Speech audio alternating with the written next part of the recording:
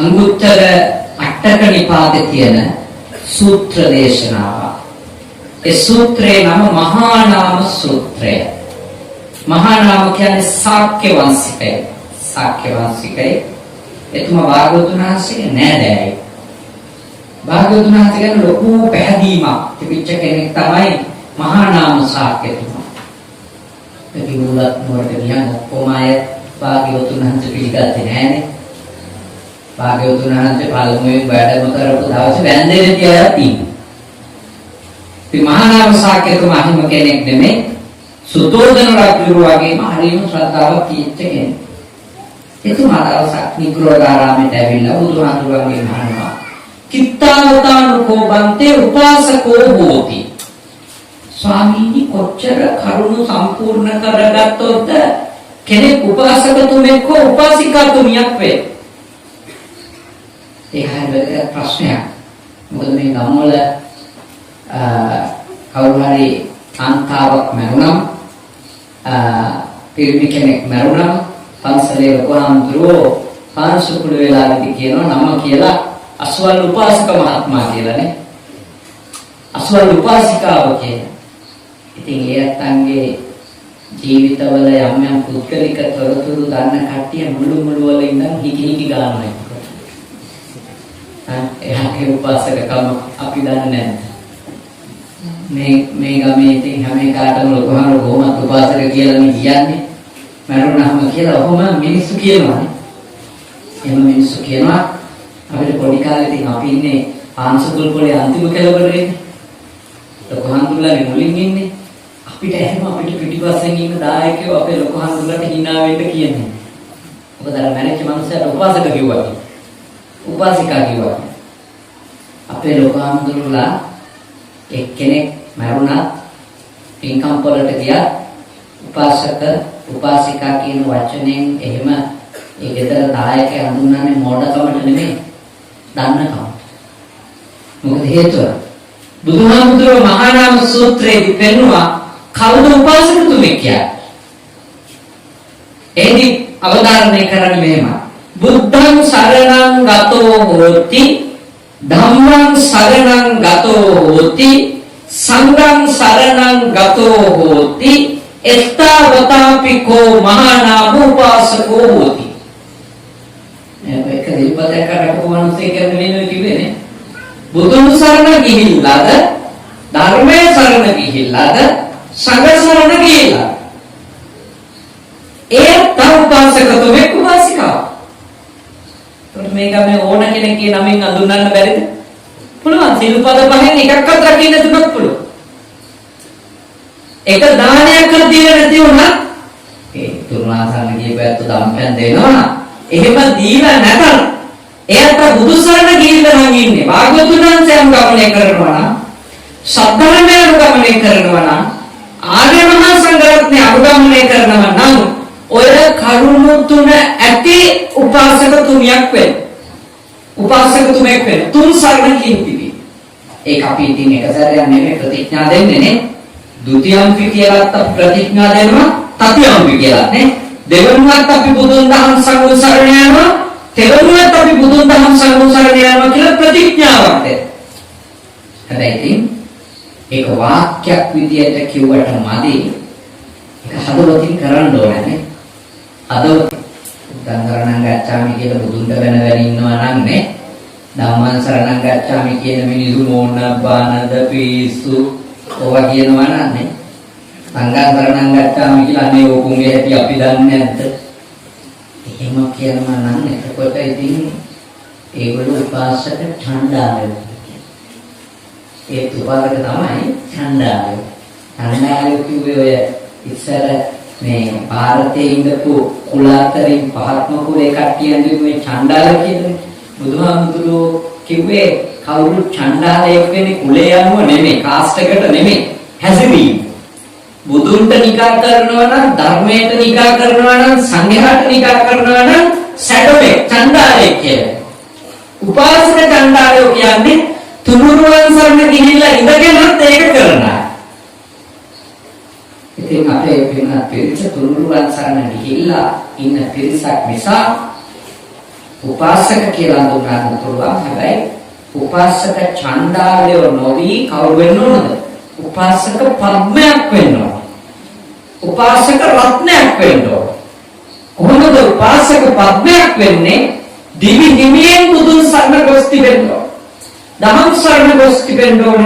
සංඝ සරණ ගොස් තිබෙන්න ඕන. කවුරු වෙනස් වුණත් තමන් තුනුරුවන් ගැන ඇති කරගත්තු පැහැදීම වෙනස් නොකර පවත්ව ගන්න ඕන. ගොඩාක් අය යම් යම් සිද්ධි වෙනකොට කියන එකක් තමයි අපිට දැන් බුද්ධ ආගම එපා වෙනවා. එහෙම කියනවා නේද? දැන් පෞද්ගලික ටිකෙත් අර ආමුදුක්ලා තුන් දෙනා මන්ත්‍රී ආසනේ ප්‍රශ්නයකට මේ අරුතයක් හටගත්තු වෙලාවේ බොහෝ අය කියනවා අපිට දැන් මේ ශාසනය එපා වෙලා බුද්ධ ආගම ගැන කලකිරෙනවා. එහෙම කියලා කියනවා. ඉතින් මට තියෙන ප්‍රශ්නේ එහෙම ඒ ආමුදුක්ලා තුන් දෙනාගේ අවුල දැකලා එහෙම ශාසනය ගැන කලකිරුණා නම් සාධාරණයි. බුදුහාමුදුරුවෝ පිරිනුවම් පාන්න කලින් ඒ තුන්නමට ශාසනය බාර දීලා තිබුණා. නේ? මේ තුන්නම නම් කියලා මෙන්න මේ තුන්නම අවුලුනොත් ඕගොල්ලෝ බුද්ධාගම අතාරින්න මේ තුන්නම තමයි මේ ශාසනයේ බාරදාරියෝ. මේගොල්ලොන්ට තමයි මේක අයිති. මේගොල්ලෝ තමයි මගෙන් පස්සේ නායකයෝ. ඔහොම කියලා පත්වීමක් දීලා ගිහින් තිබුණා නම් ඒ තුන් දෙනා අවුල් වෙනකොට අපි අවුල් වුණාට කමක් නෑ. බුදුහාමුදුරුවෝ වදාළේ මමච්චේනනේ මගේ ඇවෑමෙන් ධම්මං ධර්මයනේ ධර්මය තමයි ගුරුතන්හි තබා ගන්න. මොකද ධර්මය ගුරුතන්හි තබා ගත්තම ධර්මයටත් වන්දනා කළා වෙනවා බුදුන්ටත් වන්දනා කළා වෙනවා මහරහතන් වහන්සේටත් වන්දනා කළා වෙනවා. මොකද ඒ ධර්මය දකින්න කෙනා බුදුන් දකින්නවා. ඒ ධර්මයට පහදින කෙනා බුදුන්ට පහදිනවා. ධර්මයට පහදින කෙනා ආර්ය මහා සංඝ රත්නයට පැහැදුනා වෙනවා. මොකද රහතන් වහන්සේලා බිහිුනේ ඒ ධර්මය අනුගමනය කරගන්න. ඒ ධර්මයේ පුහුණු වෙනන්. එතකොට බුදුහාමුදුරුවෝ වදාළේ අර වක්කලි සංයුත්ත නිකායේ වක්කලි සූත්‍රයේදී කින්තේ වක්කලි නිලා භූතිකායේන වක්කලි නුඹට මගේ මේ නවදොරකින් දුර්ගන්ධය හමනා දේ වැగిරෙන මේ සිරුර දැක දැක හිටියට ඇති වැඩක් නැහැ. යෝකෝ වක්කලි යෝ ධම්මං පස්සති වක්කලි කවුරු හරි කෙනෙක් ධම්ම දැක්කොත් සෝමං පස්සති එයා තමයි මාව දැක්ක වෙන්නේ. එතකොට තාමත් බුදුන් දකින්න අවස්ථාවක් තියෙනවා. කොහොමද ධර්මයේ දැක්කේ? බුදුන්ට කරු කරන අවස්ථාවක් තියෙනවා. කොහොමද ධර්මයට කරු කිරීමේ? ආර්ය සංඝයා මහරහතන් වහන්සේ දකින්න පුළුවන් ධර්මයේ තුලින්. එතකොට ආමුදුරුවන්ගේ දුර්වලතා දැක්ක ශාසනය අතාරින්න කාරණා නැහැ. කිසිසේත්ම කාරණාවක් නැහැ. දැන් ආමුදුරුවන්ගේ හරි භික්ෂුණියගේ හරි උපාසකගේ හරි උපාසිකාවගේ හරි දුර්වලකම් දකින්නකොට අපි හරිනම් තව තවත් ධර්මයකට පහදින්න බෑ. මට නම් ඒ කාලේ ඇති වෙච්ච ඝට්ටන ටික දැක්කම මට හිතුනේ බුදුහාමුදුරුවෝ කියපුවා කොච්චර ඇත්තද මේ ධර්මයේ හරියටම හරි කෙලස් තියනකම් ඇලෙන්නත් පුළුවන් ගැටෙන්නත් පුළුවන්. ඉතින් අපි ඒ ආසනේ ප්‍රශ්නේදී දැක්කේ ඒක නෙමෙයි මොනවා වෙන්නේ. සිගුරු වැඩගත්තට කෙලස් තියෙනවා කෙලස් තියනකම් ගැටෙනවා ඇලෙනවා. ඉතින් අත වශයෙන්ම ගත්තොත් කලකිරෙන්න නෙමෙයි. මට නම් ඒක දැකලා තව ටිකක් ශාසනය ගැන පහදුනා බුදුහාමුදුරුවෝ කියපුවා කොච්චර ඇත්තද කියලා තේරුණා. විතරකුත් නෙමෙයි සසර ගැන කලකිරුණා. කලකිරෙන්න ඕනේ ශාසනය ගැන නෙමෙයි. මේ සසර ඉපදුනොත් සිවුරු දාන් හිටියත් කොහොම වෙන්න තියෙන ඉඩකඩ වැඩි. ඒ නිසා මේ සංසාර ගමනින් යන්න තමයි අපි හිතන්න ඕන. මේකෙන් කොහොමද නිදහස් වෙන්නේ කියලා. මොකද මේකේ ඉන්නව යනු ඕනම වෙලාවක ඔය වගේ පරිහානි වලට සිව්පිරිසෙන් ඕනම කණ්ඩායමක් පත් වෙන්න පුළුවන්ද බැරිද? පුළුවන්. උපාසක පිරිස් පත් වෙන්න බැරිද පිරිහීමට? පුළුවන්. කොච්චර පිරිහිච්චා ඉන්නවා. උපාසිකාව කොච්චර පිරිහිච්චා ඉන්නවා. කවිදි භික්ෂුව මෙහෙදිලා එහෙම එකක් නැහැ. ඕනම කෙලස් තියනවා නම් බද්ධියනවා නේ. රහත් වෙනකම් බද්ධියනවා. අදුම රෝතාපන්නවත් වෙලා නැති හින්දා ඕනම වෙලාවක සීලේ අපිරිසුදුකමක් එන්න පුළුවන්. එන්න පුළුවන්. සීලේ විසිරෙන්න තැන් එන්න පුළුවන්. සක්කාය දිට්ඨි විචිකිච්ඡා සීලපද පරාමාස දුරු කරගත්තමනේ අරියකාන්ත සීලෙන් යුක්තයි කියන්නේ. නොවන සීලයක පිහිටිය කෙනෙක් වෙන්නේ සෝතපන්න උනා. ඒක තමයි තියෙන්නේ. හොඳට සිල් රැකෙන කාලය තියෙනවා, සිල් පිට වැටෙන කාලය තියෙනවා, ඇබැත් සිද්ධ වෙන කාලය තියෙනවා. ඒක තමයි දීපැවිදි කාලේ ස්වභාවය. කලකිරෙනවා නම් සසරට කලකිරේ. එතකොට ආයේ සසරේ උපදින්න වෙන වැඩ කරන්නේ නැහැ නේ. සසරට කලකිරුණොත් බලනෝනේ මේකේ උපදින්නේ ඇයි කියලා. හේතු වලට හේතු නැති කරනවා. සසරට කලකිරෙනවා. නැතුව මේ ආම්දුරෝ මෙහෙමයි. මේ ආම්දුරෝ මෙහෙමයි කියලා බුද්ධ ශාසනය අතාරිනවා නම් අපි කොච්චර අස්ථාවර ශ්‍රද්ධාවත් ඒකනේ. මොන තරම් සෙලවෙන ශ්‍රද්ධාව. මම ඔබට යෝජනා කරනවා ඔබේ ශ්‍රද්ධාව මේ සෑම සිදුවීමක් දිහා බල තව තවත් දියුණු කරගන්න ඔය නම් වෙන්නේ බුදුහාමුදුරුවෝ කියපු එකමයි කියලාම හිතා. හැම එකකින්ම දකින්න ඕනේ ඒක. කෙනෙක් දුර්වල වෙනකොටම හිතා ගන්නව මොකද්ද? කෙලස් බලවත් වෙනකොට ඕමමයි. බුදුහාමුදුරුවෝ ඒකමයි කිව්වේ. සිවුරක් අඳන් හිටියට වැඩක් නැහැ කෙලස් නැති කරගන්න. සිල්ලදි වලට වැඩක් නැහැ කෙලස් නැති කරගන්න. ඕනම වෙලාවක ඔය සර්පය එළියට එනවා. මේ සර්පය එළියට වයින්නවා. ඉතින් සර්පයම අල්ලලා අයින් කරලා දාගන්නවා. එහෙනම් ශ්‍රද්ධාව හොඳට දියුණු කර ගැනීම තමයි තිසරණය සමාදන් වෙන්නේ. තිසරණය හරියට සමාදන්. ඒකට තියෙන ශ්‍රද්ධාව දියුණු කරගන්න. ඒකට ඉතින් ඒ ශ්‍රද්ධාව තහවුරු වෙන්නේ සත්පුරුෂය ඇසුරු කරනකොට නේ. ඊළඟට සත්‍යධර්මයේ ශ්‍රවණය කරන්න ඕනේ. අහනේවා හොඳට මෙනෙහි කරන්න ඕනේ. මතක් කරන්න ඕනේ. කතා බහ කරන්න ඕනේ. අන්න එතකොට අර ඇති කරගත්තු පැහැදීම තව වැඩි වෙනවා. දැන් අදත් මම උදේ වරුවේ බණක් කියනවා. හවස බණක් දේශනා කළා. උදේ වරුවේ වෙනසායනාංශ කෙනෙක්ගේ බණ දේශනාවක් ඇහුවා. මම මේ බණ කියන ආදුර කෙනෙක් වුණාට දැන් අවුරුදු 4ක් අඛණ්ඩව එක දවසක් සැතපීලා නැහැ බණ අහන්නේ. සමහර වෙලාවට ඉතින් පැය 22ක් විතර ඇමරිකාවට කැනඩාවට යද්දී ඉතින් දවසක්ම ප්ලේන් එකේ ඒ වුණාට මගේ ෆෝන් එකේ බණ ඩවුන්ලෝඩ් කරන් ඉන්නවා ප්ලේන් එකේ යද්දී පවා ආශ්‍රතතාවය ඇතුලෙන් ගන්නවනේ මගේ බණ අහන රටාව කඩා ගන්න නැතුව දවසේ පැය අහනවා. අවුරුදු 4ක් දැන් අඛණ්ඩව බණ අහලා තියෙනවා. එක දවසක්වත් සැතපීලා නැහැ බණ අහන්නේ. බණ අහලා ඉවර වෙනකොට මගේ ඉස්සරහට කන්නාඩියක් අල්ලනවා. මොකද වෙන්නේ? ඒ බණ ඇතුලෙන් කවුද පේන්නේ? මාව පේන්නේ. මගේ ප්‍රශ්න, මගේ අඩුපාඩු, මගේ දුර්වලකම්, මගේ කළු වැඩ, මගේ තියෙන යම් නරක කෙලෙස්, ඒ කෙලෙස් සිත තියෙන නරක හැසිරීම කොයි සායනාංශයේ බණක් ඇහුවා සූත්‍ර ධර්ම දේශනාවක් පොතක කියුවා අපිට හරියට කන්නඩියක් හමු වුණා වගේ. ධර්මය හමු වුණා කියන්නේ අපිව පේන්න පටන් ගන්නවා. හැබැයි ඉතින් මට මාව දැකීමේ වමනාවෙන්ම බණ අහන්න. නැත්නම් ඔය ගොඩක් අය බණ අහන්නෙම පටන් ගන්නෙම අද නම් ආවරුන්ට කියයි හොදට. බලාගෙන වෙනවනේ.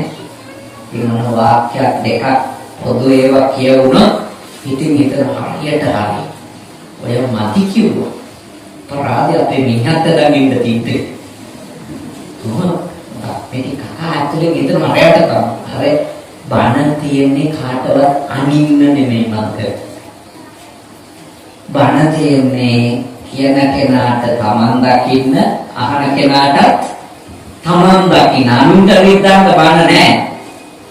ධර්මයේ තියෙන්නේ කැඩපතක් විදියට ප්‍රයෝජනෙට ගන්න. කැඩපතක් විදිය කණ්ණාඩියක්. තමන්ව දකින්න ඕන. බණක් අහන්න පටන් ගන්නකොටම අනේ අද වගේ දුර්ගුණයක් වෙත්නම් මට පෙනේවා. මා තුළ හැඟවිච්ච සත්‍ය මට පෙනේවා. මට උතුම් සත්‍ය අවබෝධ වේවා. දුකින් නිදහස් වෙන්න මේ බණ මට මාර්ගෝපදේශයක් වේවා. ඒ සිතුවිල්ලෙන් බණහන්. එතකොට මහත්යට හොඳ බණ, නෝනට හොඳ බණ, දරුවන්ට හොඳ බණ. ඒ බණ කියලා જાතියක් නැහැනේ. තමන්ට තමන් හමු වෙන ධර්මය. අවබෝධය ලැබෙන ධර්මයේ බවට පත් වෙනවා. මොකද සමහරත් මගේ බණ අහන එකක් තමයි ළමයින්ට හොඳ ඒවා කියනවා. ඒ කියන්නේ ඒගොල්ලෝට ඕනේ නැහැ. ඒගොල්ලෝ හොඳයි. ළමයින්ට තමයි ඕනේ. ෂෝක් පරිදි කාන්නේ ළමයින්ට කියනවා. මම ඒක පරිදි ඔයා හරි ෂෝක් කියනවා. මේ තමන්ගේ කොහොම සම්දු නේ? ළමයින්ට විතරට බලන්න. අපිට යෝජනා කරන්න මේ හිතන්න එපා. ඒ විතරේ හරි අවශ්‍යයි. ඒක තථාගත දේශනාව නෙවෙයි. ඔබ පහදින්න ඕනේ ධර්මයේ දැක තමන්ව ධර්මයේ තුලින් දකින්න ලැබෙන නිසා. එතකොටනේ ඔබට බුදුමාන්තුරු ගැන පුදුම පැහැදීමක් ඇති වෙන්නේ. අනේ මාගත් පෙරිලා නේද කියලා. ඒ උතුම් නුවණට මාවත් හසු වුණා නේද කියලා විශාල පැහැදීමක් ඇති වෙනවා. ඒක මොකද? ධර්මය තුනුරුවන් ගැන බලන්න. එතකොට ඉන්න අඳුරලා ඔක්කොම සිවුර අතහැරලා ගියත් ඔබ ආසනය අතාරින්නේ නැහැ. ඔබ මොන අඳුරගේ මොන දුර්වලතා දැක්කත් ඔබ පැහැදිලා තියෙන ධර්මයට නම් ඔබ ශාසනය අතාරින්නේ නැහැ. ශාසනය අතාරින්න බෑ. ශාසනය රැකෙන්න. හරි. ඕක තමයි උපාසකම. මතක තියාගන්න. බුදුවරු පහළ වෙන්නේ කල්ප ගණන් ගත වෙලා. මේ මහා භද්‍ර කල්පෙට නම් බුදුරජාණන් වහන්සේලා කියනමත් ප්‍රශ්නමක් පහළ වෙනවා. කකුසඳ, කොණාගම, කාශ්‍යප, ගෞතම, මෛත්‍රී කියන බුදුරජාණන් වහන්සේලා ප්‍රශ්නම පහළ වෙනවා. උන්වහන්සේලාගේ ධර්මයෙන් මේ ශාසනය මේ ලෝකය බැබලෙන නිසා මේ මහා කල්පෙට කියනවා මේ මහා භද්‍ර කල්ප කියලා. භද්‍ර කියන්නේ බැබලෙන කල්පය. බුදුවරු ප්‍රශ්නමකගේ ශාසනය බැබලෙන. දැන් ඊට පස්සේ තවත් බුද්ධ ශූන්‍ය කාලයක්. බුදුවරයෙක් නැහැ. ධර්මයේ නැහැ. මහා සංඝයා නැහැ. ඒක අදහස තමයි උපාසක උපාසිකාවෝ කියලා පිරිසක නැහැ. ඒ කියන්නේ මේ ශාසනයේ තුනුරුවන් දුර්ලභයි. උපාසක උපාසිකා පිරිස දුර්ලභයි. ඒකට ඔබට ලැබිලා තියෙන ඒ උදාහර තත්ත්වය දුර්ලභ එකක්ද නැද්ද? දුර්ලභ එකක්. ඒක සමච්චලයට පාවිච්චි කරනවා. මට කියලා දෙන්න ඕනේ. ඒ උපාසක කියන වචනේ, උපාසිකා කියන වචනේ සමච්චලයට පාවිච්චි කරනවා. ඒක මහා ගරු වචනයක්. මේ ලෝකෙ ඉපදිච්ච හැම මිනිස්සෙක් උපාසක නෙවෙයි. උපාසිකා නෙවෙයි. ඒක මේ ලෝකේ බුදු සරණ ගිය, දහම් සරණ ගිය, සංඝ සරණ ගියට විතරමයි එනම කියන්නේ පුළුවන්. වෙන කාටවත් කියන්න බෑ. කොච්චර සිල් රැක්කා කතෝලික කෙනෙකුට උපාසක කියන්න බෑ. උපාසිකා කියන්න බෑ. සිල් රැක්කද බෑ. උපාසක කියන්න නම් තුනුරුවන් සරණ ගොස් තියෙනවා. උපාසිකා කියන්න නම් භාග්‍යවතුන් වහන්සේගේ ශ්‍රාවකෙක් වෙලා ඉන්න ඕන. දුර්ලභ අවස්ථාවක්. දැන් මේ මනදට ඒ වචනේ ගන්න එපා සමච්චල කොට. මොකද සමහර අයගේ වැඩ ගැන කතා කරනකොට කියනවා උපාසක බලයන් තමයි මිනිෝ දෙන්න අල්ලන්නේ. එතකොට උපාසක නාමය පොතේ උඩ දාන්න පුළුවන්. එතකොට මේ දුර්ලභ ශාසනයක් නිසා ලැබිච්ච එකක්. නේ ඒවා එක්ක සෙල්ලම් කරන්න එපා. ඒක පැත්තකින් තියලා ඕන දෙලම කරගන්න. ඒව සමච්චලයට විහිළුවට එක එක්කෙනා හෙලා රකින්න පාවිච්චි කරන්න එපා. ඒ වචන වල කරුත් රකින්න. මොකද ඔයත්තන්ට තියෙන බෞද්ධ ගිහියෙකු ලෙස අත පුළුවන් උපරිම තලයේ මේ ලෞකික වලන්නේ ලෝකෝත්තර සෝතාපන්න වෙන්න පුළුවන්. ඊවෙලා සකෘදාගාමී වෙන්න පුළුවන්. අනාගාමී වෙන්න පුළුවන්. දාරුචීය වගේ රහතුත් තුනා. රහත් වුණාම ගිහිගෙදර ඉන්න මහාන වෙනවා කියලා කියනවා. නමුත් රහත් ඵලයට ලැබෙන ගිහියතුනේ. එතකොට එතනින් මෙහා ලෞකිකව යන්න පුළුවන් උපරිම ඵලයනේ තුන්සරණයනේ. උපාසක භාවය, උපාසිකා භාවය. ඒක සමාචාර කරන්නේ. ඒක රාකේ. කාර්යය අටේනවා. ඊළඟට ඔන්න දෙවෙනි ප්‍රශ්නේ මොකක්ද ඇහුවේ? කිත්තාවතාන කෝපන්තේ උපාසක සීලවතෝ හෝති. ස්වාමීනි කොච්චර කාරණා සම්පූර්ණ කරගත්තොත්ද උපාසක සිල්වතෙක් වෙන්නේ, සිල්වතියක් වෙන්නේ. බලන්න භාග්‍යවතුන් වහන්සේගේ උත්තරය. අපි නම් හිතන්නේ උපාසකයෙක් සිල්වතෙක් විදිහට හඳුන්වන්න නම් අටලීම රකින්න ඕනේ නේ. එහෙමනේ අපි හිතන්නේ උපාසක මහත්තයා කියන්නේ නෑනේ. වෙනත් සිල් රකින්න අයට හරි අඩුවෙනේ ගෞරවයෙන් කියන්නේ. අටලීම රකින්න ඕනේ කියලා. බුදුහාමුදුරන්ගේ උත්තරේ මොකක්ද? පාණාති පාතා පටිවිරතෝ අදින්නාදානා පටිවිරතෝ කාමේසු මිච්ඡාචාරා පටිවිරතෝ මුසාවාදා පටිවිරතෝ සුරාමේරේ මජ්ජපමාදට්ඨානා පටිවිරතෝ එත්තාවතාපිකෝ මහානාම උපාසක සීලවතෝ. පංචිල් බඩ පහරකින් වන උපාසක සීලවතෝ. අටසිල් ගන්නවා කියන්නේ වැඩිපුර එකක් නේ. ඒ තවත් එක හදාගන්න කැමති අය ඉන්නවා. ගිහියත් හොඳටම ඇති පංචිල් රකින්නවා. ඔය සප්ත විසුද්ධිය කියලා තියෙන නිවන් දකින්න මාර්ගය විසුද්ධි ධර්ම හතක් කියන්නේ. ඒ හතෙන් එකක් නේ සීල විසුද්ධිය. දිට්ඨි විසුද්ධි, කාංකා විතරණ විසුද්ධිය, ඔය තියෙන සප්ත විසුද්ධිය. එක ගැඹුරු මාතෘකාවක්. නමුත් එකක් තමයි සීල විසුද්ධිය කියන්නේ. සීල විසුද්ධිය. ගිහියෙකුට සීල විසුද්ධියේදී යෝජනා කරන්නේ අවම වශයෙන් පංචශීලවතයි. තින්දී ගෙදරින් නම් මම හිතන්නේ මොකටද නැති. ඔය පුළුවන් දවසට 15කට අටසිල් රැකිනවා නම් අටවකට අමාවකටත් ඕනනම් කැමති නම් අටසිල් රැකිනවා නම් ඒක කමක් නැහැ. ඒකේ තමයි කමක් වැදගත් දේ තමයි මොකද? පංචශීල දිකරනවා. දැන් පංචශීල රැකිනවා කියන්නේ මේ ලෝකේ මම හිතන්නේ ලෝකෙ කොච්චර ප්‍රශ්න විසඳේද අපි පංචශීල රැකිනවා නම්. ප්‍රාණඝාතයෙන් වළකිනවා කියන්නේ මුළු සත්ත්ව සංහතියටම අබේදානි දුන්න වෙනවනේ. අබේදානි. මුළු සත්ත්ව සංහතිය. තමන් ප්‍රාණඝාත කරා. මුළු සත්ත්ව රැහැට පේන නොපෙනෙන ඔක්කොටම අබේදානි දුන්න වෙනවා පාණාතිපාතා වේරමණී කියනවා. ඒ සිල්පදේ රැක්කෝ. ඉතින් මේ ආරක්ෂණික කලස්කිරිලි ඔය වගේ මාතෘකා දෙයක් නෑ එතනදී. කාටවත් විලාස කරන්න පුළුවන් ඕන නම් හැබැයි ඊට වැඩිය බලගතුයි මොකද්ද? දිවිහිමියෙන් ප්‍රාණඝාතය. හොරකම් කරනවා කියන්නේ මිනිස්සුන්ගේ දේපලයිතිය සුරක්ෂිත කරා කියන්නේ.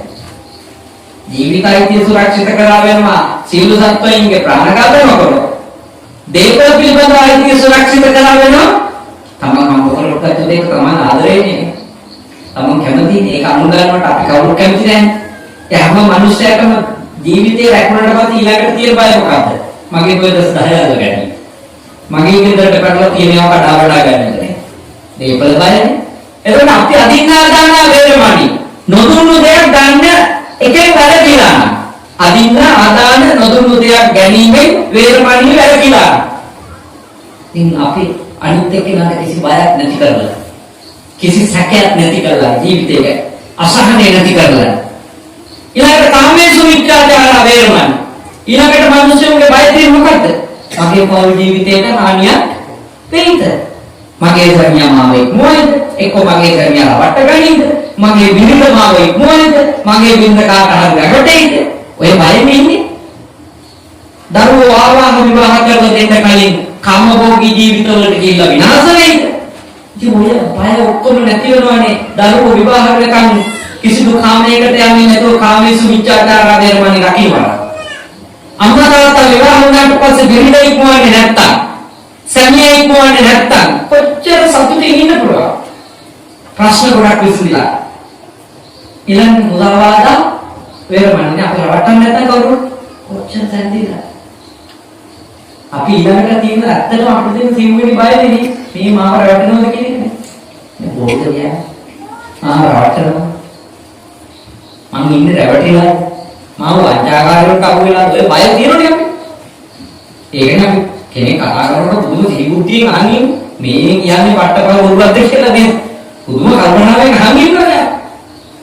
ඒ මොකද රැවටෙන්න අකමැති. ඉතින් බුදුහාමුදුරුවෝ දේශනා කරපු ඔබ රැවටෙන්න අකමැති නම් ඔබ අනිත් අය රවට්ටන්න එපා. මුසාවාදා වේරමණී කියන්නේ මම නිසා අනිත් අය රැවටෙන එක නවත්තන්නේ. මම වචන වල තියෙන වටිනාකම අවංකභාවය රකින්න. ඒක තමයි පුරුදු වෙන්නේ. එයාට සුරාමේගේ පංචකමා දක්වන වේරමණී මේ ලෝක වශයෙන් මදයටයි ප්‍රමාදයටයි නේ. මදයටයි ප්‍රමාදයටයි හේතු වෙන. මත්තුරේ මත්ද්‍රව්‍යයෙන් තුම්බල මද්දසාර ඔයයි වල කියන එක. ඇත්තටම ඔය ජීවිත පහරක් හොඳට ඕනේ. හොඳටම ඇති කි. පුළුවන් කෙනෙක් ඉන්නවා නම් නේ මේ තාත්තලගේ වැඩේ ඕනනේ වෙලා ඉති ගන්න පුළුවන්. ඒක විවේක වුණා. ඒකෙම ගෙදරින් ගන්නවට සිල් රකින්න යන්න එපා. මේ විද්‍යාව උදේකට. ගෙදරින් ගන්නට සිල් රකින්න බෑ. ගෙදරින් ගන්න රකින්න පුළුවන් ටික තමයි බුදුහාමුදුරුවෝ කියලා තියෙන්නේ. ගෙදරින් ගන්න දසුසිල් මෑණිවරු වගේ ඉන්න බෑ. රාමණේර භික්ෂුණා වගේ ගෙදරින් ගන්න ඉන්න බෑ. ඊගෙදර අර සිල්පද පහරක් නැති. පානාතිපාතා, අදින්නාදාන, කාමසුමිච්ඡාචාරා, මුසාවාදා, සුරාමේරේ මච්චපමාදත්තා. මොහොත යෝජනා කරනවා. එය පහ අකදැන්න බලන්න පහම අමාරුණ හතරක් කරනවා. දවසේ තින්නේ උදේ ඉඳලා හැන්ද වෙනකම් සිල්පද හතරක් කරලා. එකක් ලොකු දෙයක්. සමහර කෙනෙක් ඉන්න පුළුවන් මෙතන අතර පුත්‍රයන්ට අමාරුයි. ඉන්න පුළුවන්. ඒගොල්ලන්ට මම කියන්නේ ඒමයි කියලා ඔබ මේ වැඩ පිළිවෙලෙන් අයින් වෙන්න එපා. සිල්පද තුනක් රැකගන්න. රකින්න පුළුවන් ටික රැකගන්න. ඒ තුන ආරක්ෂා කරන්න යන්න. ඊළඟ සමහර විට සිල්පද තුනකුත් තමයි. මම ඒගොල්ලන්ට කියන්නේ ඕගොල්ලෝ මේ සාසනෙන් අයින් වෙන්න එපා. දෙකක් කරලා දෙකකුත් බැහැ. මොකද කරන්නේ?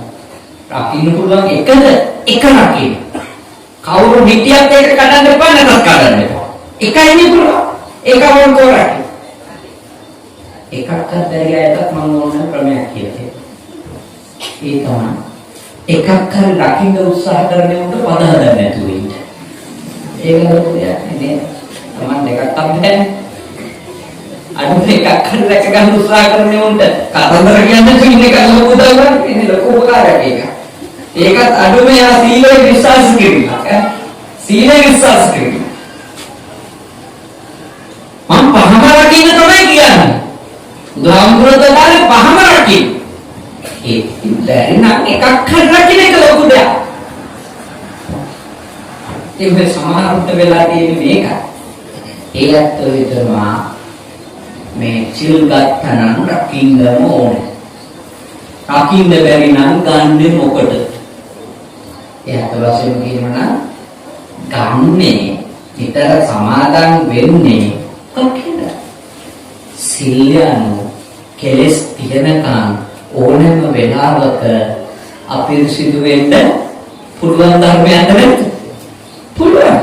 ඔය මේ කවුද මේ මිලිඳු රජු නාගසේන කියන මහරහතන් වහන්සේ ගාවට ඇවිල්ලා දවසක් කිව්වා ස්වාමීනි මේ ශාසනයට පැවිදි වෙන පිරිස පැවිදි වෙන්න අපි නියෝගයක් කරන්න නරකද මාර්ගඵල ලැබුවට පස්සේ. ඒ කියන්නේ මාන වෙනවා නම් සෝතාපන්නවත් වෙලා මහණ වුණා නම් නරකද? දැන් ඔය අලුත් තර්ක තියෙන්නේ කුංජ උමාන කරාම තමයි මේ ඔක්කොමනේ. ඊළඟට කියනවා වයසට ගිහිල්ලා මහණ වුණාම තමයි මේ ඔක්කොම මොන වාදයක් තියෙනවනේ ලොකුනේ. ඒක අපිට කියන්න බෑ. බුදුහාමුදුරුවෝ කියන්නේ කවුද මහාන කරන්න සුදුසු නැත්තේ කියලා. බුදුහාමුදුරුවෝ නම් කියලා තියෙන්නේ පාස්තරේ වහන කපුටෙක් කියලා ගන්න පුළුවන් නම් ඒ හොඳටම ඇති වයස මහාන කරගන්න. මොකද මේ මහාන කරන්නේ ළමයි විවාසිකයන්ට කරන්න නෙමෙයි. බලහත්කාරයෙන් මහාන කරන්නේ නෑ. ළමයාගේ මොකද මහාන කරන්නේ නෑ. අනිත් එක ඉතින් ඔය ළමයා දැන් ගොඩක් අයගේ තාර්කයේ පොඩි කාලේ මානවනාටෝ දන්නේ එතකොට යා නොදැනගත්තු තීරණයක් නේ. ඉතින් මමත් එහෙම තමයි. මම අවුරුදු 10 නේ මහණුනේ. මම 10 මම දන්නේ ආසාවට මහණුනා. මම තාත්තා කැමතිත් නෑ. ආණ්ඩලා කැමැත්ත ඉල්ලලා මහණුනා. අවුරුදු 10. හැබැයි අවුරුදු 20 නේ. මගේ සිවුරු අයින් කරලා ගිහියන් තුන අඳලා උපසම්පදාව දෙන්න කලින් මගෙන් ඇහුවා ආයෙ මහාන වෙනවද? ඒ කියන්නේ මම අවුරුදු 10 මහානුනේ නොදැන වුණාට 20 දී ආයෙ සිවුරවම ආයෙ පහන කරනවා. ආයෙ දස සිල් දීලා ඊළඟට තමයි උපසම්පදා දීලා. එතකොට ඕනනම් වැඩේ අතරින් අවස්ථාවක් මිල විදිහට මොනවද? එතනින් එහාට ඒ කියන්නේ 20 දී මහාන වීම තමයි උපසම්පදා වීම තමයි නියම සාසනිකයි කියලා කියන්නේ. ඒ නිසා මේ මහාන වෙන වයස්වල තීරණය කෙරෙහිලා මේ අපිට කරන්න පුළුවන් එකක් නෙමෙයි. ඒක බුදුහාමුදුරුවෝ කරපු එකක්. අපිට මේ ඔක්කොම දැන් ඔක්කොටම මේ දේශපාලනික නිවැරදි කිරීම කරන්න යනවා නේ. පොලිටිකල් කරෙක්ට්නස් කියන්නේ හැම එකක්ම මේ නිකන් අමුතු එකකින් නිවැරදි කරන්න දැඟලිල්ල දඟලන තිබුණා. දැන් මහාන කරන ඒවා ගැන තියෙන සංවාදවල ඔය තමයි තියෙන්නේ. මට ඒක පැත්තකින් තිබේවා. රජෙක් මේ මිලිඳු රජු කියනවා මේ ඔක්කොම කෙලෙස් සහිතය මහානුන් තමයි සාසනය අවුල් කරන්නේ. ඒ නිසා මහාන වෙනවා නම් නික්ලේශී අයට අඩුම සෝතාපන්නවත් වෙච්ච අයට මහාන වෙන්න අවස්ථාව සලස්වමු. එතකොට අපිට කිසි අසහනයක් නෑ. ඔක්කොම හිමිතුන් දැන් ඉන්න මිනිස්සුන්වත් ඒ වගේ මිලිඳු රජුගේ කතාවක් කිව්වනම් මේ මිනිස්සු මැදට ඇවිල්ලා නියම කතාව කියලා කියයිද නැද්ද? හරියට හරි එහෙම මේ පන්සල් වල කවුලක් කරන්නේ නැහැ. නික්ලේශී වෙලා මහාන වුණා නම් අපිට කකුල් දෙක අල්ලලා වදින්න පුළුවන්. දන් දුන්නාම වැඩි කර පිණුත් සිද්ධ වෙනවා. නෝම්බර එකයි ඒක තමයි කරන්න ඕනේ. මේ කෙලස් එක මහාන කරාම මේ අවුල කියලා. අපි නාගසේනාන්තු කියන රාතනාන්ත කෙනෙක්. මිලිඳු රජු කියන්නේ සාමාන්‍ය කෙනෙක් පිට ගිහියෙක්. ගිහියෝ ඉතින් හැමතිස්සෙම Tamanට කරන්න බැරි ඒවා අනිත් මිනිස්සු කරනවා බලන්නේ ආසනේ. ඒක ස්වභාවයෙන්නේ. Tamanට කරගන්න බැරි ඒවා අනිත්ය කරන්න ඕන කියලා හිතනවා. Taman රැකේ නැති ඒවා අනිත්ය රකින්න ඕන කියලා ඒක සාමාන්‍ය රටාව නෙවෙයි ගිහි මිනිස්සුන්ගේ ආමුලගේ තෝම තමයි. ආගෙත් ඕක තියෙනවා. Tamanට බැරි ඒවා අනුකරවන්න ගන්නවා. දැන් රජුෝ කියලා මාර්ගඵල ලබන මහාන වෙන්න ටිකක් තියෙනවා. ආවොත් නිගමනයකට නරකද? නාගසේනාන්ත උත්තරයක් දෙන්න තු අහන ප්‍රශ්නය. මොකද ඉතින් ඔබතුමාට රජතුමනි ගියන්ලා ආරෝග්‍ය ශාලාවක් හදලා අපේ හොස්පිටල් එකක් නේ. දැන් විදිහකට මම අපි කියමුකෝ මම කට්ටිය කවුලා හොස්පිටල් එකක් හදනවා කියන්නේ. හොඳයි. හොස්පිටල් එකක් හදලා බේත් එහෙමත් ගෙනල්ලා දොස්තරලා පත් කරලා බෝඩ් එක දාන ඉස්සරහින් සීතාව කරවලින් බේත් ගත හැක්කේ නිරෝගී අයට පමණයි කියලා. තේරුණාද? එතකොට රජුරන්ගේ මිලිඳු රජුරන්ගේ නාගසේනාන්ත වහන ඔය ප්‍රශ්නේ. රෝහලක් හදලා බෝඩ් එකක් දැම්මොත් බේත් ගන්න පුළුවන් නිරෝගී අයට පමණයි කියලා ඒ රෝහලෙන් ඇති ඵලෙ මොකද්ද කියලා. ඇත්තනේ කතාව. ඒ වගේ තමයි කෙලස් තියනවා නම් බුද්ධ ශාසනයට ඇතුල් වෙන්න තනන්‍ය කෙලස් නැති කරන් විතරක් බුද්ධ ශාසනයට එන්නේ කියන එක හරියට මොන වගේද? නිරෝගී වෙලා ඉස්පිරිතාලේ ඉන්න කියන වගේ. තව උපමාවක් කියනවා. හරි ලස්සන උපමාවක්. දෙවි උපමාවක්. උදේට බත් රංජන මාළු පිණි එක්ක ලොකු දන්සලක් සූදානම් කරලා එතන ඉස්සරහින් දැන්වීමක් දැම්මොත් ඔබතුමාට මොකද හිතෙන්නේ කියලා අහනවා. බඩගිනි නැති අය විතරක් මෙහි පැමිණේවා කියලා. එහෙනම් බඩ පිරුණු අය විතරයි මේකට එන්න පුළුවන් කියලා හොඳ දන්සලක් ඉස්සරහා බෝඩ් දැම්මොත් ඒ දන්සල ඕනේ දන්සල වල කාටද? බඩගිනි මිනිස්සුන්ට නේ. සුදාගින්න තියෙන මිනිහා. එතකොට සියලු කෙලස් නැතුව මිනිස්සුන්ට විතරක් මේ ශාසනයේ උපාසක භාවය දුන්නොත් උපාසිකා භාවය දුන්නොත් ඒක මොකද්ද? මේ ශාසනය යනු තාම එතෙන්ට ආපු නැති එන්න උත්සාහ කරන අයට පුහුණු වෙන්න දෙන්න බෑ. එහෙනම් මොකට තේරුම් ගන්න ඉන්න ඕනේ කෙනෙක් නම් පාන්සල් එන එක වැඩක් නැත. තාම ප්‍රාණඝාත කරනවා නම් පාන්සල් එන එක වැඩක් නැත. එහෙම හිතන්න එපා. ඕන කෙනෙක් පාන්සල් එන්න. පාන්සල් ආවොත් මේ ටික මගහැරෙන්නේ නේ. පාන්සල් ආවොත් ඒ ටික මගහැරෙන්නේ. ඉතින් අපි පාන්සල් තහනම් කරොත් එහෙම වස්පව් කරනවා නම් මේ පැත්ත බලලා දෙන්න එපා කියලා ඉතින් මොකටද? ඒක හරියට අර නිරෝගී මිනිස්සුන්ට විතරයි හොස්පිටල් එකට ගියනවා.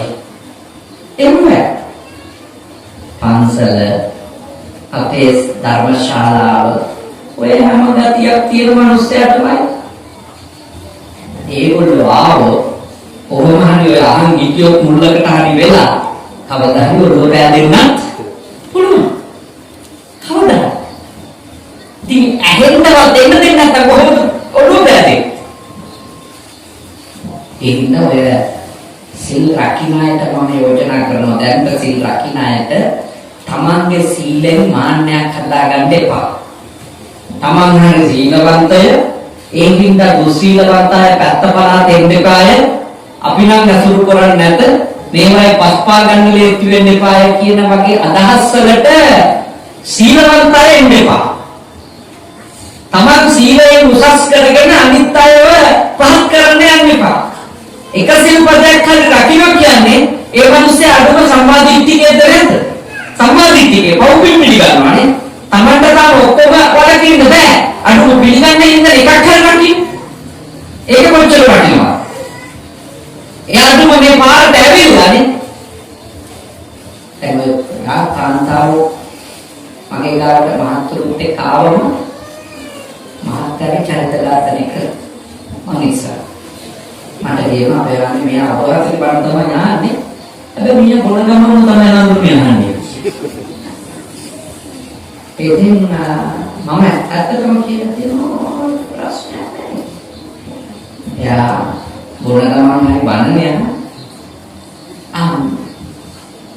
දැන්ට සතුටු වෙන්න බොන ගමන් අසභ්‍ය වචන කියන්නේ නැතුව බණක් ඉන්නේ. නේ? දැන්ට පළවෙනි පියවරේ එහෙම සතුටු වෙන්න තව ටික කාලයක් බණ අහන් ඉන්නකොට යා ඕනේ එක සිගරට් එකක්. අපිට කනවල වුණාට ඔක්කොම කරන්න බෑ. අපිට ඇති ඕනෑම කන්නේ. දැන් ඉතින් ඇත්තටම ඔය අනිත් දුසිල්වත් කන්ට පේන්නේ නැති හින්දානේ අරකට විතරක් බනින්නේ. දැන් ගෙවල් වල මේ උපාසකම්මලා ගොනුස්සෝ මීයෝ කරපොත්තෝ තලන හැටි මොකද අපිට පේනවා? අපිට පේනවද කියන්නේ බොඩි විදිහට?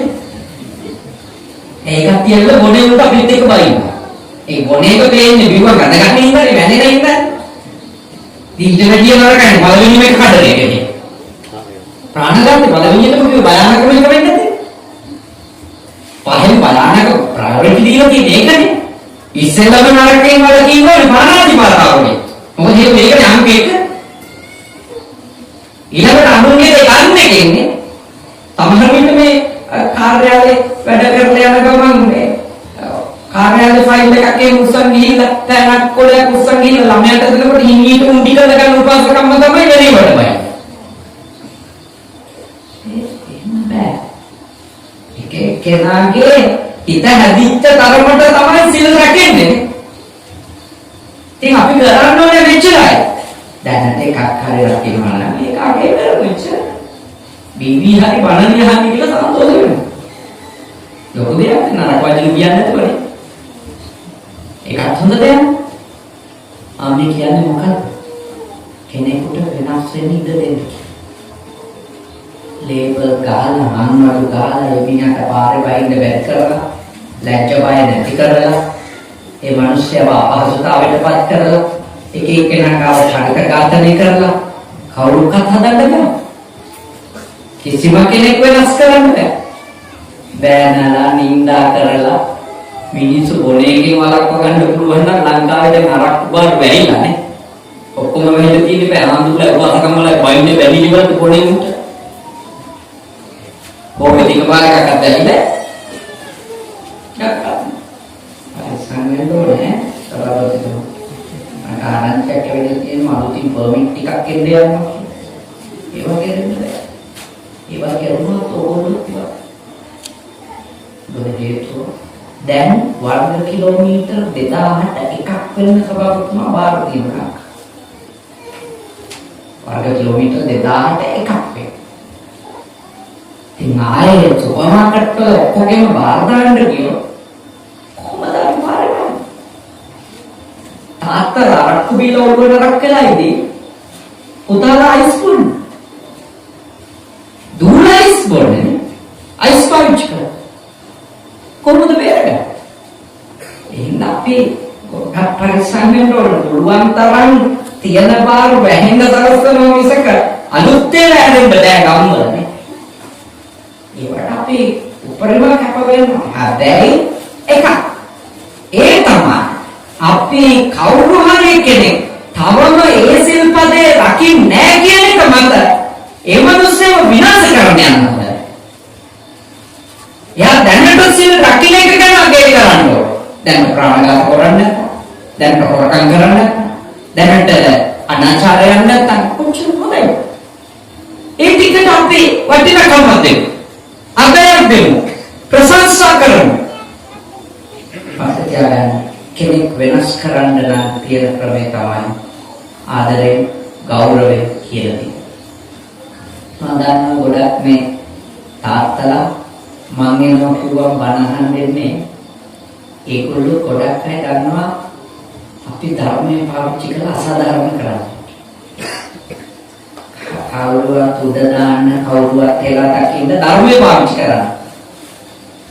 ධර්මය කියන එක තුළ අපි කාටත් පිළිවිද ගැහණුද බොරහායද නොබොරහායද නේ කාටත් සැලසිල්ල හොයලා දෙන්න ඕනේ. හොඳ මිනිස්සුන්ට විතරයි බණ කියන්නේ නරක මිනිස්සුන්ට බණ කියන්නේ කියලා එකක් බෑ. අනිත් එකෙන් අපි කොහොමද කාගේවත් හොඳ නරක ගැන නිගමන දෙන්නේ? දැන් ඔයාලට පුළුවන්ද මම හොඳ ආමුදුරුද නරක ආමුදුරුද කියලා කියන්නේ? ඒක දන්නේ මමනේ. ඒව කියන්න නම් පන්සල ඇතුලේ ඉඳන් මාව ආශ්‍රය කරන්න ඕන. දැන් මතු පිටින් බලලා කාගේවත් චරිත සාතික ලියන්න. හොඳ නරක වටින්නේ නැති ඒව කියන්න බෑ. කොහොමද පදලන්න හදන්න ප්‍රකාශවත් නේ? එක ගැලපෙන්නේ නැහැ. කාන්තාවකටවත් පිරිමියෙකුටවත් පද හදන නිඳා කරන අපහාස කරනවා කරන්න එපා. ඒව කරොත් ඒව Tamanටත් එනවා කවදා. ඔය අනුන්ට පද හදන කට්ටියට යාළුවට හැදෙන වෙලාවේ යාළුවා දන්නේ. යාළුවට කතාව නිර්මාණය වෙලා ඉන්න දවසේ යාළුවා දන්නේ නැහැ. උඩ පැනපැන ඉන්නවනේ. උඩ පැනපැන ඉන්නවා. ආරය ඉවරයි. දැන් ඉවරයි. ගමේ පාරේ පහින්ද බැරි වෙලා තියෙන්නේ. මතක තියාගන්න.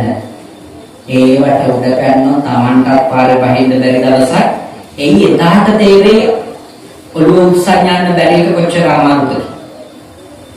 හැම තිස්සෙම අනුන්ට වද දෙන්න කලින් හිතන්න මට කරොත් හරිද? මට කරොත් කැමතිද? මට කරොත් මම සතුටුද? හිතන්න. හිතුවත් ගොඩාක් ඒවායින් බලන්න. එදා තමන් සිල්වත් වෙන කණුගේ සීකර බලන්න කලින් තමන්නේ තමන් දිහා බලාගෙන තමන් ඉවින් සිල් ටික දියුණු කරගන්න. පාසක සිල්වතේ උපාසිකා සිල්වතියක් වෙන්නේ. ඊළඟ තුන්වෙනි කාරණය භාග්‍යවතුන් වහන්සේගෙන් අහුවා මහානාම සාක්‍යතුමා අත්හිත නොපරිහිත. ඒ කියන්නේ තමන්ට හිතවත් අනුන්ට හිතවත් නැති උපාසක කෙනෙක් කියන්නේ කවුද? තමන්ට හිතවත් අනුන්ට හිතවත් නැති උපාසක. අත්හිත නොපරිහිත. එතකොට භාග්‍යවතුන් වහන්සේ දේශනා කළා තමන් ශ්‍රද්ධාවේ පිහිටලා අනුන් ශ්‍රද්ධාවේ පිහිටුවන්නේ නැත්නම් එයා අත්හිතයි. නමුත් පරිහිත නැහැ. තමන් සීලයේ පිහිටලා අනුන්ට සීලවන්ත වෙන්න උදව් කරන්නේ නැත්නම් එයා අත්හිතයි පරිහිත නැහැ. තමන් සුතේ සද්ධර්මය අහනවා හැබැයි අනුන් ඒකට උනන්දු කරන්නේ නැත්නම් අත්හිතයි පරිහිත නැහැ. තමන් ඡාගයේ පිහිටලා අනුන්ගේ යොදවන්නේ නැත්නම් අත්හිතයි පරිහිත නැහැ. තමන් ප්‍රඥාව ඇති කරගෙන අනුන් ප්‍රඥාව ඇති කරගන්න උනන්දු වෙන්නේ නැත්නම් අත්හිතයි පරිහිත නැහැ. මේ විදිහට කරුණු ගණනාවක් කියනවා කොහොමද අත්හිත පරිහිත. දැන් පළවෙනි පියවරේ අත්හිත වීමත් වටිනවා. තේරුණාද? මේ අත්හිත එක්කෙනා නරක එයාගේ ගාව අනුන්ට දෙයක් කරන්න නැති එක හින්දා විතරයි. නැතුව එයා තමන්ට හිත පිණිස සිල් රකින්න එක ශ්‍රද්ධාව, සුඛය, ඡාගය, ප්‍රඥාව මේව දිනු කරගන්නේ කොච්චර වටිනවද? හරිම වටිනවා. ඒක තාම අත්‍යවශ්‍ය දෙයක්. අත්හිත හරි වෙන්නේ. හැබැයි වාග්යතුනා දේශනා කරන එයා පරාර්ථ කාමී කියන්න නම් බෑ. දැන් ඔබතුමා යහපත්ව ඉන්න ගමන් ඔබතුමාගේ වීර්ය වෙන්න ඕනේ. ඔබතුමාගේ මේ කලාපේ මිනිස්සු යහපත් කරන්න. ඔබතුමා යහපත්ව හිටියොත් ඒකෙන් ඵලය ලැබෙන්නේ ඔබතුමාට විතරයි. හැබැයි ඔබතුමාගේ මේ කොටාසේ සීතාවක කොටාසේ මිනිස්සුන්ට යහපත් ජීවිතයකට උදව් කරනවා. අන්න එතකොට ඔබතුමා Tamanටත් හිතවත් වුණා වෙනවා, අනුන්ටත් හිතවත් වුණා. ගෙදරක ඉන්න අම්මා කෙනෙක් Taman සිල් රැකලා අනිත් අය සිල් රකින්න උනන්දු කරනවා නම් කොච්චර මොකදනේ? Taman ශ්‍රද්ධාවේ ඉන්න ගමන් අනිත් අය ශ්‍රද්ධාවේ පිහිටුව ගන්න නම් උත්සාහ කරනවා. ඒකද කියනවා අත්හිත පරහිත උපාසක කියලා. Tamanටත් හිතවත් අනුන්ටත් හිතවත්. ඒ පොරෙන් බණහන්න නෑ වෙද්දපා. තමනු බණහලා අනිත් අයට බණහන්න අඩුම ත්‍රිවිල් කියනවා නම් දෙන්නේ හරි දාගෙන යමුද බණහන්න කියලා. උනන්දු කරවා. තමන් කුඩේ කියනවා නම් අනේ වැස්ස කියලා නෑවිලි ඉන්නේ පයින්නක මම එක් කරන් යන්නම් කියලා හදන් එන්න ඕන. ඉස්සර ඔය පැරණි තාත්තලාමලානේ ළමයි ඒගොල්ලෝ බණහනවා ආහන ගමන් තර්ජනය කරලා වාදි කරලා බණස්සනවා. මන ආනවද කිය බල බල ඇවිදිනවානේ. ඒ මොකද හේතුව? ඒත් ධර්ම තමන්ටත් වැඩක් වුණා මේ ධර්මයෙන් හින්දා ඒ හින්දාම මේක අවබෝධ කරලා අනිත් අයට යහපතක් කරන්න. අත්හිත පාරයි. තමන් දන් දෙන ගමන් අනුරුත් ඒ දානයෙන් යොදවන්න ඕන. බතහඬ කර බෙදවන්න ඕන. එන්නේ. තමන් බණහන ගමන් ඒකනේ විවරවල බණකට ආරාධනා කරන්නේ කියලා තියෙනවා. ගෙදර බණක් කරනකොට අනිත් අයට ආරාධනා කරන එකේ තේරුම තමයි ඕනනම් ආමුදුරුවටම තමන්ට බණ ටික අහගන්න පුළුවන්. ඒක අත්හිත ශ්‍රද්ධාව දිනු කරනවා තමන්ගේ විතර. හැබැයි ඒ වෙනුවට අනිත් අයටත් කියන ඔයගොල්ලොත් එන්න බණ අපේ ගෙදර පරිහිත වැඩේ තියෙන්නේ මේක. එහෙම පරිහිත අනුකම්පී ආරාධනා කරාට එන්නේ නමයට විතර. ඒක මම ඔය ගෙවල් වල බණ වලට යන අකමැති ඕක. නැත්නම් ගෙදර නෙන්නේ කිව්වේ. බණ මම ගෝබේ. අන්සල මම තාමලට බණ අහන්න. දැන් ගෙවල් වල උනානා උන්න මේ වෙලාවට බණ ඉවර වෙලා එළියට බහිනවනේ. ඉන්නවා පොලිමේ බාරදිගේ 3 කිලෝ දෙව්වැකින් කියලා. හණ්ඩාවෝ ඉන්දියාප්ප කන්නේ කියලා. ඉන්දියාප්ප පොලිසි මොකාරේ කන්න බැරිද? ඔයාන වරිවරලා යන්න ඕනේ.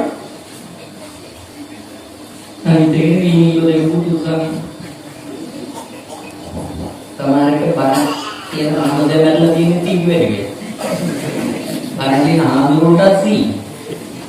ඊළඟට බණ ගෙදර දැන්ට ඉන්නේ උන්ට සී. ඒන්නේ සී. උතුම් සීනි බණයි අතර මහ අවියෝජනීය සම්බන්ධයක් තියෙනවා. මම කල්පනා කරනවා මොකද ඒක? උතුම් සම්බන්ධයක් මේ සීනි බණයි. පොඩ්ඩක් හරි නේද ඔළුව පාවිච්චි කරලා බලමු අපිට බණකට එන්න කියන්නේ. ඒක තමයි අත්හිත පරහිත උපාසකයෙකුගේ ගතිය. Tamanට විතරක් ඕනනම් බණ ටික අහන්න පුළුවන්කම තියෙද්දි තව කෙනෙකුට නුවණක් ලබා ගන්න උදව් කිරිල්ලද නැද්ද? උදව් කිරිල්ල. කර්මය කියන්නේ උදව් දෙන්නේ. හිතෙන්නේ මේ විනවලට එන්නේ කොහොමද? විනවලට එන්න ඕන. වෙනවා කියනවා මොකද 2 කිලෝ දෙක එන්න ඕනේ. එන්න අපේ ගෙදර ගෑමක් තියෙනවා කියලා කියනවා. බණ කියන්නේ බණ. ඒ හින්දා මම යෝජනා කරනවා ඒ හිතානුකම්පීව අනික් අයට උපකාරයක් පිණිසනේ ඒ වගේ දෙයක් කරනකොට කවදාවත් බණ ගෙදරට ගිහිල්ලා අර මුල්ලේ ඉන්න එපා. වාඩි වෙන්න ඉස්සරයි. කවුරු හරි බණ අතරේ කයි වාගේව පටන් ගත්තොත් කියන්නේ සෝරි. මම ආවේ බණ. පොඩ්ඩක් අපි කතා කරමු මේක අහන්න. අඩු හොඳට අහමියෝ ඥාන ඕන කතාවද කිව්වේ හරි වල ගන්න පුළුවන්. අහමින් නැතුව මොකක්වත් නැතුව මේ අන්තිමට යන්නේ. අන්තිමට රැය 10 විතර කාලා දීනිමේ කරන්නේ. ඔච්චර ඊළඟ ඉවරින් ඉන්නේ. ආර තෙල් දාපු අනේ බුෆේ වල එනේම දන්නවා. ආම්බා අර කරලා කාලා දීනිමේ කරන්නේ ඉතින් ගිහින් ඉඳගෙන දීලා. හොඳට තේරුම් ගන්න ජීවත් වෙන්න. දෙන්නේ කියලා මේ පින් කරගන්න තියෙනවා පින් කරගන්නනේ. අනුන්ගේ දානෙ ගෙදරකට එන්න කිව්වොත් කෑම කන වෙලාවට විතරක් ගෙට යන්න එපා. අහන්න අපිට ඇවිල්ලා දානෙ ඩිංගක් බෙදන්න. මොකද සමහර දාන ගෙවල් වලට ගියාම ආම්දුරු තමයි කිරි හොත්ත ගේන්න කියන්නේ. අරක ගේන්න ඇච්චයි තැවිතුන්ට එහෙම කියන්නත් බෑ අතට. හැබැයි ඉතින් පන්සලේ කොහොමද පහසුතාවයට පත් වෙනවා අනිත් හම්දුරට කැම නැහැ. ඊට පස්සේ පන්සලේ කොහොමද කරනවා නම කී කෑ ගහන කිරියොත් ගේන්න මුරුමු යන්න ගේන්න කිසි. හරි අසෝමනේ. දැන් දානෙ ගෙදරට යන මිනිස්සයා තේරුම් ගන්න ඕන ඒ ගෙදර අයට Tamanට විතරක් දන් දෙන්න පුළුවන්කම තියෙද්දි තමනුච්ඡාගයේ පිහිටන ගමන් අනුනුච්ඡාගයේ පිටුවන්න තමයි අපිට තානේ දෙන්න කිව්වේ. මොකද කරන්න ඕන? දුබල කන ඔයලා මෙන්න අරුව පණිකම කරලා ගන්න අපොත ගන්න කියලා. ඒකට දායක වීම කොච්චර පිනක්ද? Tamanට සමාන පිට මහා දානය දීගන්න අමාරුයි. හැබැයි දෙන්නේ එකට ගිහිල්ලා දන්නන්ට බෙදලා ගන්න පුළුවන්. කොච්චර වටිනවා? මේව ඉගෙන ගන්න මේවයි තියෙන පින තේරුම් ගන්න. ඒවයි තියෙන වටිනකම් තේරුම් ගත්තොත් කවදාකවත් මුළුමු වෙන්නේ.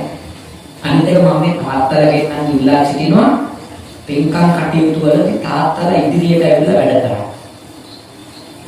දැන් අපේ මේ සමාජයේ බොහෝ දෙනෙක් මම නම් ඒක කරන්නේ මේ මුස්ලිම් මිනිසුන්ට බයින. ආරියට බයි. මුස්ලිම් ගෙමු පෙන්නන්න බැරි දෙන්නව කට්ටිය. ඒකන්නේ මේ සිංහල කට්ටිය අසාර්ථක වෙලා තියෙන හින්දා තමයි මුස්ලිම් අය සාර්ථක වෙලා තියෙන්නේ. මුස්ලිම් අයගේ සාර්ථකත්වයේ අතුරු ඵලයක් අපේ අසාර්ථකත්වය කියලා හිතනවා. සිංහල කට්ටියම හිතනවා. ඇත්තම කාරණේ මේ පෙරන්තියේ මුස්ලිම් මිනිස්සු සාර්ථක වෙලා තියෙන්නේ ඒ මිනිස්සුන්ගේ කැපවීම උත්සාහය ධෛර්යය සිංහල මිනිස්සු සාර්ථක වෙලා තියෙන්නේ සිංහල මිනිස්සු ඊට අදාළ දායකත්වය දීලා නැහැ යමක් සාර්ථක වෙන්න ඒකට අදාළ දායකත්වය දෙන්න ඒක දෙන්න අරමිනියට පදාතර වැඩක් දැන් බලන්න මුස්ලිම් ආගම අරගෙන යන්නේ කවුද පිරිමි ටික දෙමාද වහරුන බලීනි කව පිරිමි ටික වාදකම් වල ටික නෙවෙයි වාදකම් ගෙදරනේ අපේ තියෙන අත්වාසියම ගත්තොත් ආගමික වැඩවලනේ සමාජීය වැඩවල අද පිරිමි ඇත්තෝ ඉදිරියට නොයමුකෝ ඉදිරියට එන්න නොදීම මම දන්නේ දෙකකින් මොකද්ද කියන්නේ දැන් සමහර දේවල් වල තියෙන ප්‍රශ්න ඉදිරියට එන්න දෙන්නෙත් නෑ අර උපාසකම්මලා ගෙදර පාලනය කළ පුදුලා හැම එකටම ඉස්සරහට පයින් එකක් තියපු තියෙන දැන් තියෙනවා. ඒ කියන්නේ ඕනෙකට නෑ ඔය මිනිහට තේරෙන්නේ. තමන්න තමයි තේරෙන්නේ. එහෙම ලෙඩු තියෙනවා. හැබැයි සමහර තැන්වල පිරිමි ඉන්නවා මොකක් හරි වැඩක් ඇතුළට දුවන්නේ ඕනේ. දුවනවා. කලබලයට සමහර මට හොඳ අත්දැකීම් තියෙනවා. කලබලයට මම එනෝද එක්කම මුතුුනේ තුසන් උපාසකම්ම එන වෙලාවල් තියෙනවා. මනුස්සය නැවලකට ඔය ගිල්ලද කොතනද නෑ ඒ වැඩේ වෙලාවට ඊට පයින්නේ. ඉතින් අර කලබලෙට දුවගෙන ඊට පස්සේ තමයි මතක් වෙලා අනුදුරුට මුතු කුඩේ යල්ලන්න ලැබෙන්නේ කියන ඉත පොඩි හිටහන්නේ. කකුල් දෙක හොදන්න කෙනෙක් නේ. දැන් ඒක මේ තාත්තලාගේ වැඩනේ. පන්සලේ වැඩවල පින්කම් පොලේ වැඩ ටික ඒවා ඉදිරියට පැනලා ගන්න ඕනේ තාත්තලා. තාත්තලා ඒක කරනවා නම් ඒ කියන්නේ තාත්තලා හරියට ගෙනියන ප්‍රමුඛ වාහකය ටික වෙනවා නම් ගමේ අම්මලා ඉබේම බෞද්ධ වෙනවද නැහැ?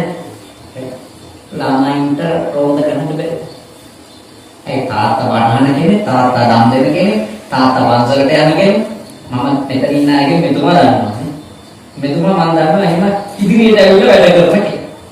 ඉතින් තමයි ටිකක් නේ අපි යුනිවර්සිටි යන කාලේ ඉඳන් අතර ළමයින්ට මම හිතුවා ළමයින්ට මේගොල්ලෝ තම්පෙන්ට බානාන්ද පින්කම් සුදානම් කරා. එහෙම වෙන්නේ නැහැ. ඒ තාත්තගේ නායකත්වයෙන් හම්බුනේ නැතුව. ලොකුවා. දැන් ඔබලාගේ අම්මලා තාත්තලා ඒව කරපු ඉඳනේ ඔබලා අද මේ ඉස්සරහට ඇවිල්ලා පින්කම් කරන්න හිතන්නේ. ඒත් මේවට ඉදිරියට ආවේ නැති අය නම් පස්ස ගහපු උපාසක උපාසිකාවෝ නම් ඔයත් උතිගන්නේ අනේ ඔන්න හෙලිකන්නේ. එහෙනම් මුදලට තේරුම් ගන්න තාත්තලා ගෙදරක කටයුතු වලදී ප්‍රමුඛ වීම හරිම අවශ්‍යයි සිංහල ජාතිය රැකෙන්න.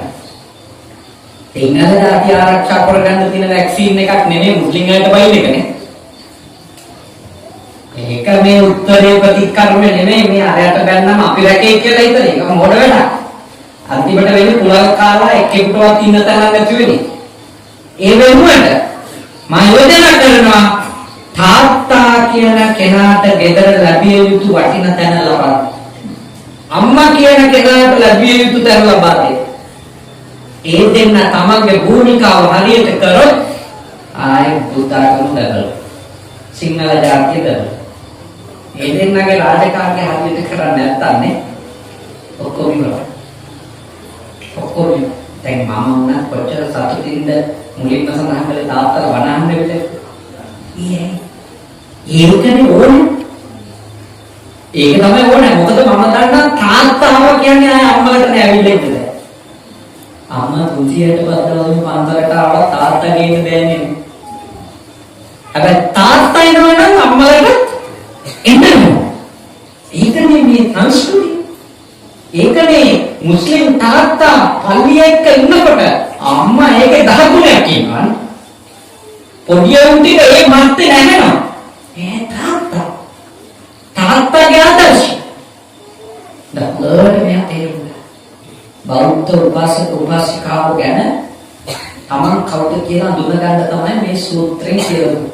තමන්ගේ වගකීම මොකක්ද? මොකක්ද ඉගෙන ගත්ත සූත්‍රේ නම? මහා නාම සූත්‍රය. කවුරු ගැනද ඉගෙන ගත්තේ? උපාසක උපාසිකාවෝ කියන්නේ කවුද? ඒගොල්ලෝගේ වැඩපිළිවෙල මොකක් වෙන්න ඕනද? ඒගොල්ලෝගේ ප්‍රතිපත්තිය මොකක් වෙන්න ඕනද? ඔය ටික තමයි ඉගෙන ගන්න. හොඳයි. දැන් පැයක විනාඩි 10ක් වරණානි යකයි කාලය. 8:05ට වරනවා. ඉතින් අපේ නායක හමුදුරුවන්ගේ පූජ්‍ය වල්ගම්පත සම්මානන්ද නායක හමුදුරුවන්ගේ අවවාද අනුශාසන ඇතුව බොහෝ ලස්සනට මේ පින්කම පිළිවෙලට කෙරුවා.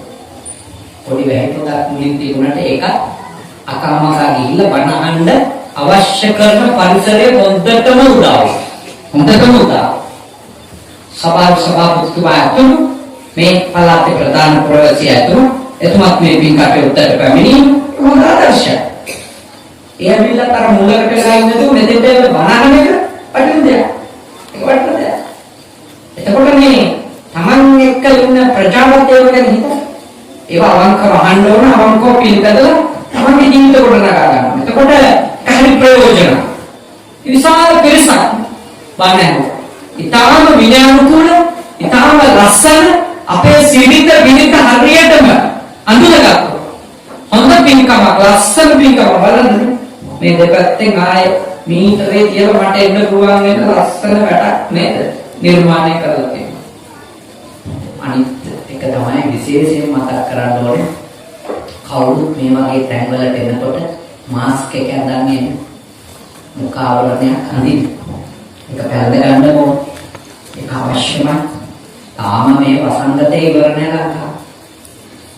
ලෝකෙ අල්ලපු රටේ දොස්තර මහත්තුරු නෝනලම 400ක් විතර නෑ.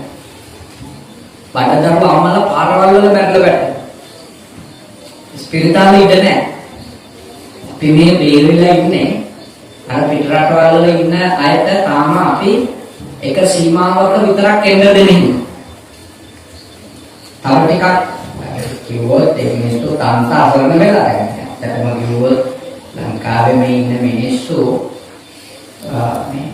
මේ ගේන්නනම් එපා ඕගෝ කියනවා. මතක තියාගෙන ඉන්නේ ලංකාවේ මිනිස්සු කියලා. සිංහල වුණත්, දෙමළ වුණත්, මුස්ලිම් වුණත් ලංකාවේ මිනිස්සු ඉන්නේ. දුබායි ඇතුළු රටවල කණ්ඩ බොන්න නැහැ. මට දවසට නෝ කෝල් විත්සකට වැඩිය නැද බැරිද කියලා. අනේ ආගුනේ කොහොම හරි මේ අපිව ගෙන්න ගන්න කියන්නේ. දැන් මොකද සමහරතුමා නැහැනේ ලක්ෂ 3-4 ටිකට් වලට විදක් කරන්නේ හොටෙල් වලට දෙන්න. කියන්නේ ඉස්කෝලේ එකකට කියලා කොරන්ටයින් කරන්නේ. හැබැයි ඒගොල්ලෝ කියනකොට ලංකාවේ ඉන්න මේ බෝසත් මිනිස්සු කැමතිද? අපෝනේ කටින් නම් බෝසත්කම බේරෙනවනේ. කියන්නේ මිනිස් පොම්බෝ එන්නේපා. එන්නේපා. මේකට ඇවිල්ලා අපිත් කන්න එපා වයි කියන්නේ. මට ඔය රටවල ඉඳලා ආපු අය කතා කරන ආමුදුනේ වෙනදට ආවම ගෙදර පිරෙනවලු. එනාපු චොක්ලට් කන්න. එනාපු ෆෝන් නිල්ල ගන්න. දැන් ඒ ගාවින් යන්නේ මීටර 100ක් ගෑයිද. ඊතුන චාරා ජාතියක් මේ සිංහලෙන්නේ. ඇත්ත වශයෙන්ම මට නම් මේ මිනිස්සුන්ගේ හැසිරීම ගැන අප්‍රසන්න. බුදුහාමුදුරුවෝගේ ශාසනයේ මිනිස්සු නම් කොහොමද ලෙඩෙක් ගැන එහෙම හිතන්නේ?